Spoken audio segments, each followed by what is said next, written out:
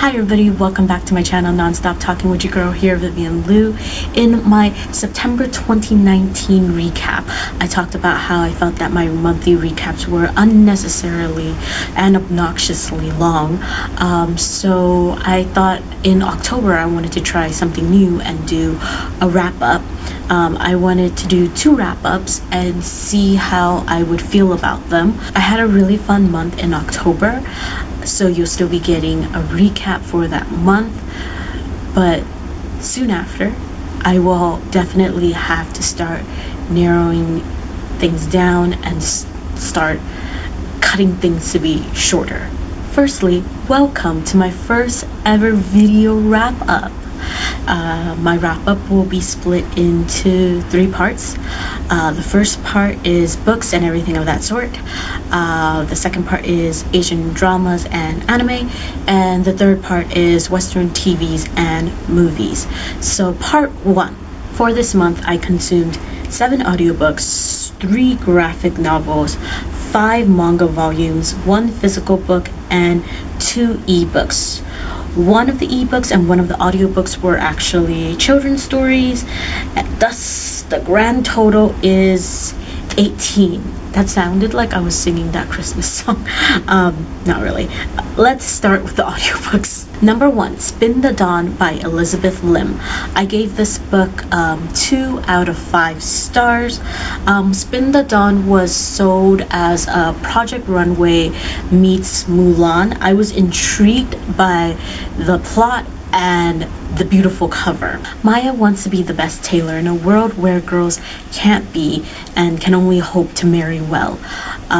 One day, the court summons her father to compete in the newly available royal tailor spot. Maya must pretend to be her brother to take her ailing father's spot. So that's the gist of the book. I was initially extremely excited for Spin the Dawn because of the fact that it's an Asian-inspired fantasy. Sadly, it came off like every other recent fantasy that I've read. I found it kind of formulaic and boring, and I lost interest in the story. Also, I thought that the world building was a bit lacking, and that the romantic relationship felt weak. I can see why people would like Spin the Dawn. It just didn't work out for me. Number 2, Trick Play by Eden Finley. I gave this book a 3.8 out of 5. Trick Play is the second book in the Fake Boyfriend series. It's a male-male romance series featuring the romantic trope fake dating. I personally enjoyed the first book, and that's why I decided to check out the second book. Matt Jackson is a gay football player who needs to fix his image by pretending to be in a committed relationship. His agent sets him up with Noah, who is a rich politician's son, and feelings get caught. I enjoyed this book a lot. It was a quick and fun read, but I personally didn't think that it was as good as the first, and sadly I'm already kind of forgetting details of the story. Number 3, Salvation of a Saint by Keigo Higashino. I gave this book a 3.4 out of 5. I love the author Keigo Higashino and Detective Galileo. I've seen the Japanese drama, and from my memory I loved it, and it was a great show. According to Goodreads, this is the 5th book in the series, but only 3 books have been translated into English. Since finishing Salvation of the Saints, I have completed all 3. Oh, real quick.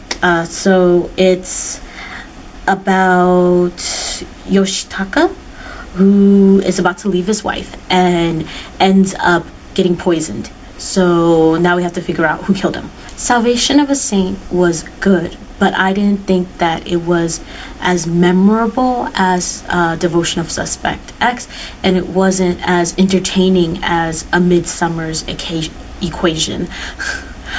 So that's why I ended up giving it such a like random rating. Keigo Higashino writes mystery novels that are like a case study into human behavior and what motivates us. And this is what I found about his previous books was like the most interesting point.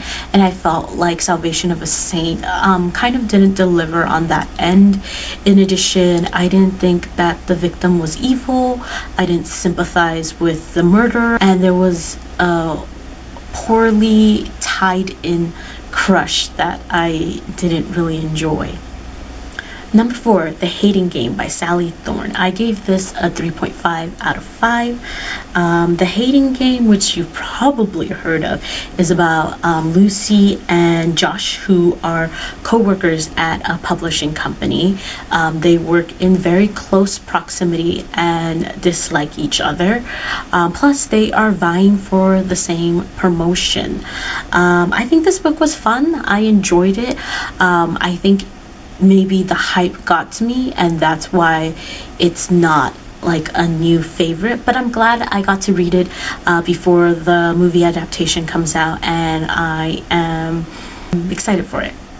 Number 5, Night Film. I gave this book a 3 out of 5. Ashley is the daughter of a cult horror movie director Cordova. She commits suicide, and a journalist by the name of Scott thinks that there's more to this story.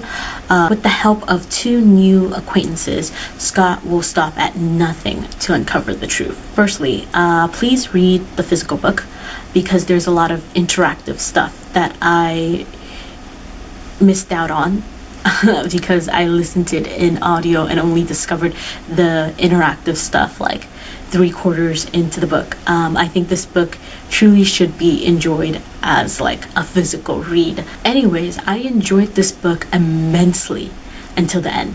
I know that the conclusion has garnered a lot of mixed opinions, and I'm on the side that felt disappointed by it.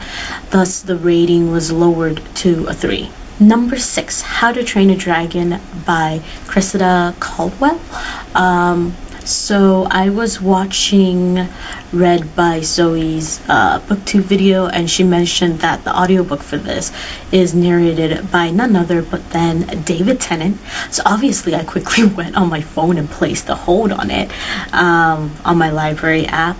And I've never seen the movie, but I've heard that it's nothing like the movie, and honestly I think it was a cute children's book, just really didn't do anything for me. Number 7, Batman Nightwalker by Marie Lu. I recently read Wonder Woman Warbringer by Leigh Bardugo and really enjoyed it, so I decided to pick up the second book in this DC Icons series, and sadly I was really disappointed.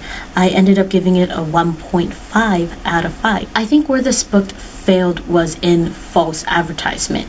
Clearly in the title it states that it's a Batman book, but Batman never shows up, not even once in this book. I guess you can consider it an alternative universe Bruce Wayne, but this Bruce Wayne is just very typical YA male, and this Bruce Wayne was just so good and so pure, and was lacking like that darkness and sadness that I felt like the Bruce Wayne that I've come to know has. So in the end, this book was hashtag not Batman, and then hashtag not my Bruce Wayne. So I was just really disappointed. I think you could enjoy the book if you go into it not thinking that it's a Batman book, but obviously I thought it was going to be a Batman book and it wasn't, and hence the really low rating. That's it for audiobooks. Moving on, graphic novels. Number 8, Hey Kiddo by Jared J. Kroszczka. I gave this 4.5 out of 5. This graphic novel memoir is about the author's childhood with a mother who struggled with drug addiction. This book was an emotional read and I thought it was amazing. I highly recommend. It's gonna move you. Plus, the author has a TED Talk as well. Number 9, Pumpkinheads by Rainbow Rao and Faith Erin Hicks. 2 high school seniors are working their last season together. This final one, they're gonna go out with a bang as Deja pushes Josiah to finally talk to the cute girl he's been vying for this entire time. The cute girl is a co-worker, by the way. This was a really cute graphic novel. It was fun and has great diverse representation. I would highly recommend it as like an autumn transition read, honestly. The only thing is that like the art, adorable, the story, enjoyable. Just that it's not like all that memorable, but I still had a great time. Number 10, Can We Talk About Something More Pleasant by Roz Chast. I gave this graphic novel a 2 out of 5 and I feel really bad. A lot of people love this graphic novel memoir about the author's experience of caring for her aging parents. I thought I would too, but I can't really pinpoint what it is or was. I just didn't click with it. Next up, manga. So I read volumes 1, 2, and 3 of Ten Dance. I don't really know how to summarize this for you, so I'm just gonna read a portion of the Goodreads summary. Let's see. It takes 2. Shinya Sugiki, the dashing lord of standard ballroom, and Shinya Suzuki, passionate king of Latin dance. The two share more than just a first name and a love of the sport. They each want to become champion of the 10 dance competition, which means they'll need to learn each other's specialty dance. So obviously this is under the yaoi category, and I love the premise. The art style is amazing and the passion is like, it's just there. Let's see, I gave the first volume 3.5 and I think I gave the second volume 3.8 and the third volume 4. So obviously the series is getting better, but warning, the series, the romance is extremely slow moving. But yeah, but it's still fun. Now you know that I read yaoi or BL or whatever you want to call it. I used to be ashamed of it and I still am, but I guess I'm more open and willing to talk about it. The other manga series I read this month is also under the yaoi category. I read volumes 1 and 2 of The Black Sun by Uki Ogasawara. This is actually a reread for me. The story is messy, abusive, and super duper problematic. Unlike Ten Dance, this is diving into the deep, dark end of yaoi. Like I said, this is a reread, and I'm gonna be straight with all of y'all. I still enjoyed it. I gave the first volume 4 stars and the second volume 3 stars. I'm not gonna give a synopsis, but hardcore yaoi fans, and I mean hardcore, you can go check it out if you haven't read it yet. Honestly, this side of yaoi is not for everyone, and sometimes I don't even like this side. I don't remember the counting and the numbers anymore, so I think I'm just left with 2 ebooks and 1 physical book. The first ebook is Deck by Eden Finley. I gave this a 4.1 out of 5. This is the 3rd book in the Fake Boyfriend series, which I mentioned earlier. Obviously, because I liked the first book and the second book, I had to go check out the 3rd book. Sadly, it wasn't on my library app, not even as an audiobook, so I got the ebook. Luckily, this is currently my favorite book in the series, hence the weird 4.1 out of 5 rating. Ollie is a gay hockey player, and he bumps into Lennon in the restroom of the restaurant he's having a family dinner at. He asks Lennon to pretend to be his boyfriend to get his family off his back. What he doesn't know is that the nice and nerdy looking Lennon is actually a sports journalist. Dun dun dun. Honestly, I just really love this couple. I think they have great chemistry. I think they're adorable, and I can't wait to read the next book in this series. Plus, this book brought up some interesting, like, food for thought discussion issues. The next ebook isn't really like a book. It's like a children's picture book, I guess, but it's egg, like EGG, sensual, thoughts by Gudetama the lazy egg. But I gave this 5 out of 5. Gudetama is my favorite Sanrio character. He is life, and that's why I picked up this children's book on whim, and I just ended up loving it. Honestly, it's just pictures of Gudetama with a few words of his wisdom and way of life, and I was woefully charmed. The last and final thing I read was actually a physical book, and it's Wayward Son by Rainbow Rowell.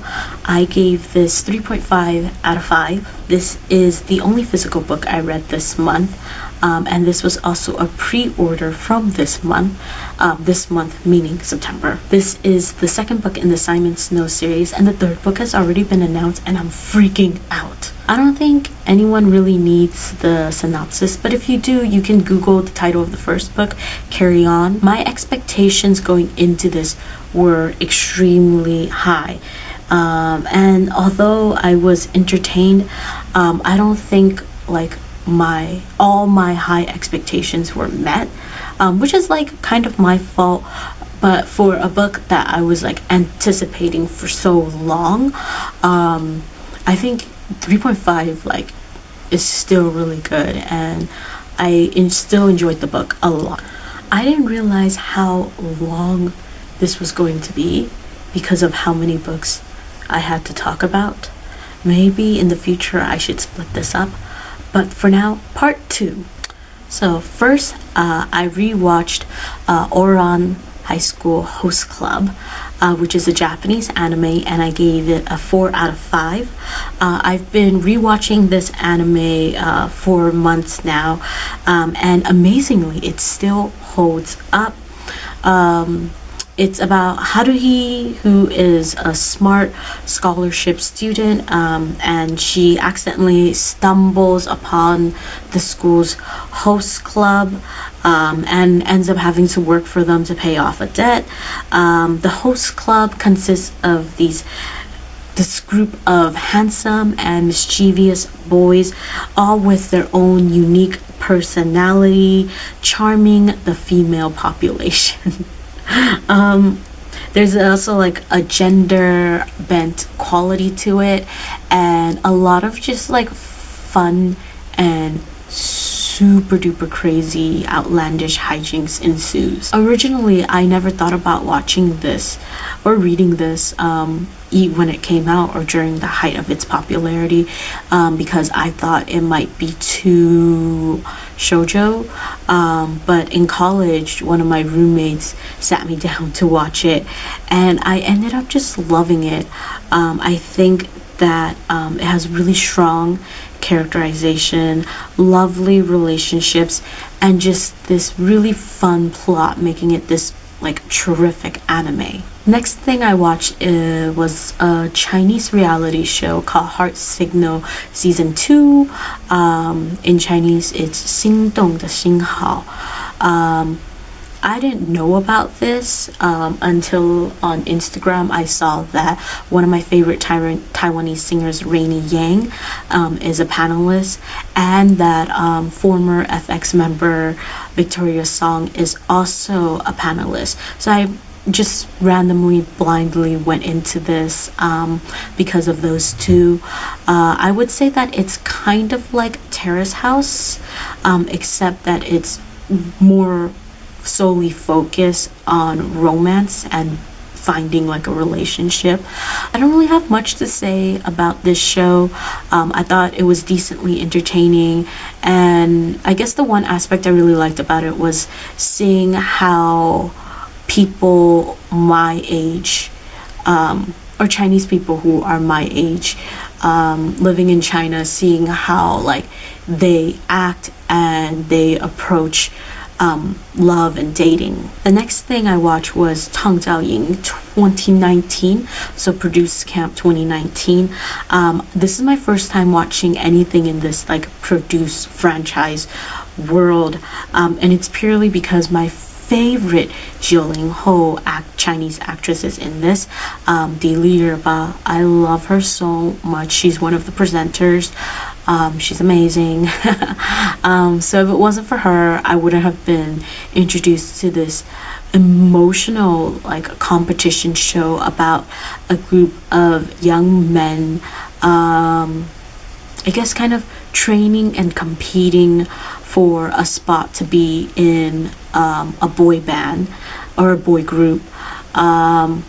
Overall, like I think I would have given this a lot higher than a 3.6 out of 5, which is what I gave it, if it wasn't for the fact that one of the trainees was pushed out. According to like the show producers, he left on his own accord, but everyone online doesn't think so. And I understand that with like these reality shows, viewers never really know what's going on behind the scenes. There could be a lot of corruption, a lot of darkness. But when your whole premise of the show is reliant on the fact that viewers get to directly vote for who gets to be in the group, then I think it's really unfair for you to do something that's like a blatant betrayal and just like a straight up lie. And I think it sucks because that young man was very promising and could have potentially been placed in the group if he wasn't forced out. Part 3, we are almost at the end, and then I looked at the list of stuff I completed this month, and I'm just like, wow, this just is never gonna end. I watched 8 different seasons of shows. 3 of them were mini-series. I also watched 3 movies, all terrible, and 1 documentary. Moreover, I decided to drop Fleabag this month. I really wanted to get to the trending hot priest scene, but I just couldn't. This show was just not for me. Firstly, let's talk about some of the shows that I watch. This month, American Ninja Warrior season 11 and MasterChef season 10 wrapped up. I watch these 2 competition shows every week, and I can't wait for them to come back. I love them. I think they're just so much fun. And the final season of Elementary is on Hulu, and that was really exciting. I got to binge it, and season 7 was just like this terrific way to end this lovable show, which has been my companion for a while now. So farewell, Elementary. My 2 background rewatches, which is what I would call them, I don't start them this month, but I slowly got to the finish line this month with both of them, and that's Bones season 6 and Totally Spies season 2. I love Bones. It's one of my all-time favorite shows, and for a nostalgic factor, Totally Spies is just a fun show to put in the background while like I type away. I'm also going through this like slow going process of completing Buffy the Vampire Slayer in its entirety, and I finished season 4 this month. Should I talk about the good first or the bad? Let's start with the good. So this month I binge watched season 1 and 2 of Dairy Girls. As you can tell, I am just in love. This show is about a group of female teenagers growing up in Northern Ireland during the 90s with the political conflicts happening. It's freaking hilarious and super entertaining and just kind of educational. I highly recommend because it just balances the humor of like daily teenage and family hijinks with serious conflict perfectly. The cast who are playing like the teenagers, they have really good chemistry. They look like they get along really well, and the teenage girls are just written like really realistically, and I really like that. Then I watched Good Omens on Amazon and loved it as well. It's about an angel and a demon who are like somewhat friends for centuries now, and they team up together to stop Armageddon. It's witty, funny, and well written. The cast has great chemistry, and Michael Sheen and David Tennant bounce off each other so well. Just awesome possum. I also watched Rihanna's Savage X Fenty show, and she's just such an icon. What a role model. I like respect and admire her so much. It was a great documentary, and Rihanna is just fantastic. I guess it's time for the bad. So I watched 3 terrible movies this month. I don't know how it happened. Starting us off is Barefoot. I gave this a 2.5 out of 5. So kind of it's about like a man from a rich family who ruins all his relationships, mainly due to like gambling. He works at a mental facility, and a new patient follows him out one day. They end up attending his brother's wedding together. Evan Rachel Wood is in this movie, and a reason why I watched it. It wasn't all bad. It's just that the character that Evan Rachel Wood plays felt like a caricature of a person, and I just didn't really like that. Next is Fallen, which I gave a 2 out of 5.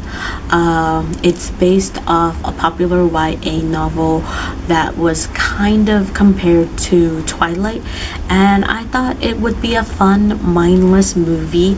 I never read the books, by the way, and now I don't ever want to, because the movie just bored me so badly. I actually stopped watching because I found it that dull. I ended up going back and finishing it because it wasn't like all that long, and I could just play it in the background. But yeah, I ended up watching it, finishing it, and still thinking like, wow, this was really disinteresting. The last one, and this is the worst one, it's The Layover. Now that I'm thinking about it, I gave it a 2 out of 5. It's a little bit high. I think I might lower it to 1.5 out of 5. Yeah, okay, we're sticking with that. 1.5 out of 5. 2 best friends go on a trip, and during the flight, they sit between this hot guy, and during the layover, they kind of fight each other to win his attention and affection. And this movie just had so much unnecessary girl hate, and it reeked of men writing unrealistic female characters, and that's why I didn't like it. Oh my god, we are done. That was unbelievably long. I don't even know if I want to continue with this either, but I promise to do October, so we're gonna get that over with and see what the future will have in store for us. And that's it. See you in October's monthly recap and wrap up. Outro time. Like, comment, subscribe, and I will see you in my next video whenever that is. Bye.